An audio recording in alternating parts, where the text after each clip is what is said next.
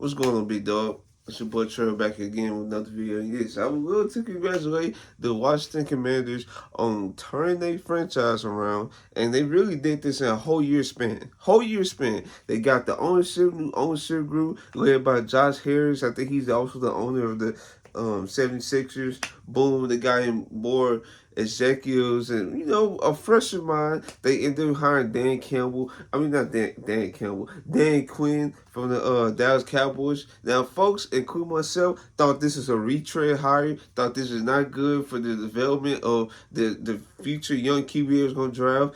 And yeah, you see how that actually shaped out. Um and then Dan Campbell, he brought in a good staff, like especially like Cliff Kingsbury. Now, I'm not sure if he's gonna get another head coaching job in the near future, but the fact of the matter is, he has led this team to great heights. Both of them. Um, and then their selection of Jay Daniels. Like in my opinion, I'll be honest with you. I thought they was gonna draft Drake May because they was like I thought like I put in a tweet, like they was in a state of where they was like trying to rebuild their team. It was as well I thought they was trying to rebuild the team. So why not draft like a raw QB to help stay the ship? But they probably already feel like they already dealt with that, so they just drafted the most QB ready QB in the draft, and which was Jay Daniels. Now, folks are recently starting to say, "Oh, folks didn't know how Jay Daniels was gonna perform." That's baloney. That's baloney. He was the most QB ready prospect in the draft, right? The only flaws to his game was like what he was like kind of skittish in the pocket. Like his footwork, I think was also something that was talked about.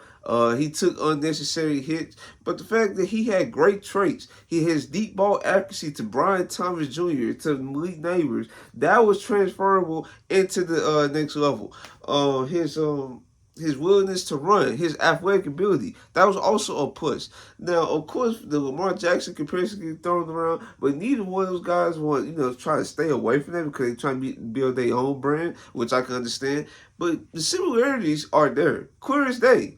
Of course, I think like Jay Daniels may be like a bit better passer than him because he's more consistent on more throws. But dog, like I just can't believe it. Like, I just can't believe it because last week I said out my mouth after the Commanders beat the Buccaneers, I said I feel like they are going to go on a run to the conference championship game. And yes, that meant they was gonna beat the Lions. And it turns out I was correct. I was trying to put a bet on this game, but I just couldn't get my FanDuel account to work. So yeah, that didn't happen. So I lost out on however much I could have won. Um, but yeah, the Commanders, they had a special season. Um, in my opinion, they could have won the division if the Eagles didn't have Saquon Barkley. I tell you that right now. If the Eagles didn't have Saquon Barkley, the Commanders could easily win this division. And before I talk about the point I want to talk about, let's talk about how the Chiefs beat the Texans. This is dynasty, big dog. Like you not gonna stop them. Now, folks gonna say, "Oh, the refs bailed them out." Baloney. Like I just don't feel like the refs bailed them out. Especially the time I came into the game, they missed a field goal. Missed the 55-yard field goal. They missed the extra point. They had multiple chances on offense to convert. They didn't do nothing on offense. But here a select few of calls that happened against their defense. It's we know how this game is gonna go. It was us against everybody. And I mean everybody from D'Amico Ryans. Then Will Anderson, he gonna go on and say, "Oh well, you all know we have to face the refs when we play up here and stuff." It's like, dog, y'all had multiple chances to actually win this game, or at least make this game more competitive than it was, and y'all just couldn't get the job done. And then now y'all trying to say the refs bailed them out. No, no. I absolutely do not think so. The Chiefs just played the better game. Now they await the winner of the Buffalo Bills and Ravens game, and I might as well put my predictions out here now for tomorrow's game. I'm definitely gonna probably say I'm going to say the Bills and I'm going to say the Rams. Now the reason why I'm saying the Rams because the Eagles, like Jalen Hurts, like you obviously need to step up, big dog, because you cannot heavily rely on Saquon Barkley because I feel like Saquon Barkley might have a game where it's like 20 rushes, 60 yards. Like, you have to be prepared for stuff like that. And I just don't think Jalen Hurts, as his current performance, as his, as is, I don't think he have the juice to actually put this team over the hump. I really don't think so. And yeah, the Eagles, I don't know, bro. Like, they obviously the better team, but I just don't know. But I have a sneaky suspicion that the Rams might pull this off, and I won't be surprised if the Rams also get blown out. That's how it is for me right now. But as it stands, I choose the Rams. The reason why I chose the Buffalo Bills, the Ravens already sound like the conditions are already too much for them.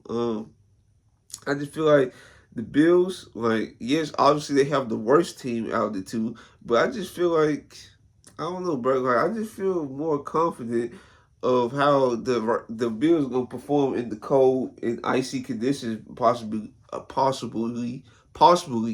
can't just talk right now. Compared to the Ravens, and we're gonna see how the game goes. And now whoever wins, you already know they fan base about to go crazy, especially with the MVP award discussion. It's gonna be crazy. So yeah, I got the Rams and I got the Bills. Now the overarching point that I want to make this video is because folks, especially Titans fans, because I'm a Titans fan, so I'm gonna be in Titans Twitter.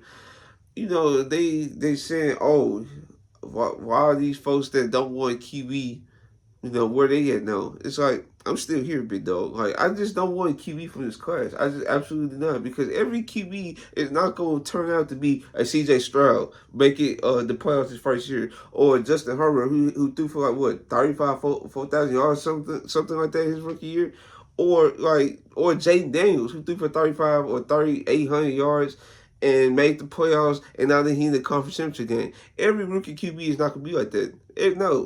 No, because Shadir Sanders and Cam Ward, they really don't have like physical attributes like a Justin Herbert or like a Jaden Daniels. They don't have that.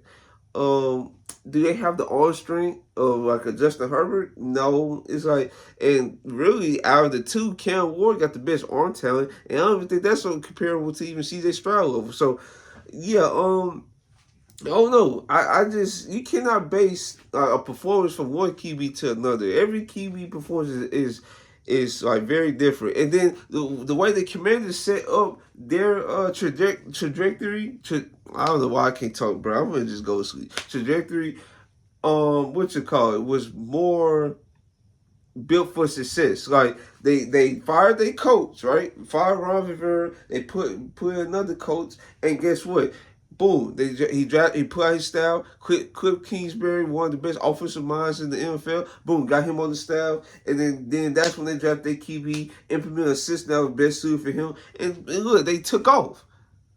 We are in a position where the Titans are about to try to fire Brian Callahan. Whether you like it or not, they are about to try to fire him pretty soon because, like, the fact that there was even a discussion that he was going to get fired after, like, his first season here, it's not a good sign. So, ideally, you're going to draft a QB, right? Draft a QB, and then the next year, if Brian Callahan does not perform at the level you need him to be, you will probably fire him mid-season or fire him after the season, and now your young QB going to have to learn another offensive scheme. That's not set up for success. That's what I'm saying. You give yourself 1 year. Just give yourself 1 year to draft a QB to figure out if Brian Callahan gonna be the man for the job. If is the offensive structure or scheme is going to be the same? Is it gonna be suitable enough for the young QB to come and thrive in? And then it's all about sustainability. The Titans are not a stable condition right now, not at all. So the fact that they want to draft a QB when they know it still answers that Brian Callahan has to answer as a coach is insane to me. So listen, hold your horses. The QBs that the top end QBs in this draft is not that good, to be honest with you. And the Titans situation is not sustainable for us to even draft a QB. We're not even talking about the roster itself, because we all know the playmakers on this team is all right at best. It's all right at best. But we don't even know the coaching staff is going to be here on a year-to-year basis. So yeah, that's all I got to say for today's video. Hopefully you guys like, comment, and subscribe. It's your boy Trail, and I'm out.